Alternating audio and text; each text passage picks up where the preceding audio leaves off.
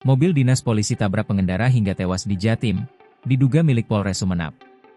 Mobil dinas polisi yang terlibat kecelakaan lalu lintas di Jalan Raya Gunung Gigir, Desa Lombang Dajah, Kecamatan Blega, Kabupaten Bangkalan, Jawa Timur pada Selasa, 25 Februari 2026, diduga milik anggota Polres Sumeneb.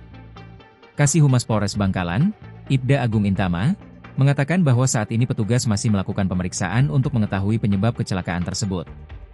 Dia mengatakan, mobil Suzuki Grand Vitara dengan plat X Maret 67 merupakan mobil dinas milik polisi. Mobil tersebut diduga dikendarai oleh anggota Polres Sumeneb.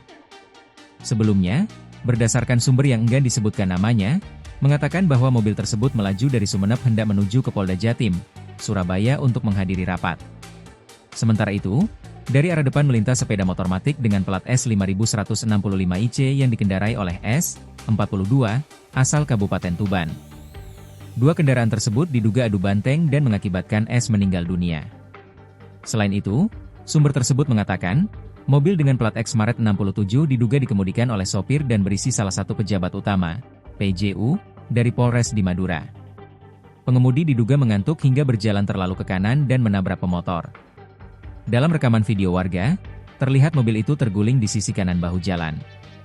Terlihat juga pria keluar dari mobil berwarna abu-abu tersebut. Tak lama kemudian, anggota kepolisian turun ke lokasi melakukan evakuasi. Dalam evakuasi tersebut, mobil dinas itu ditutup oleh terpal saat diangkut oleh towing.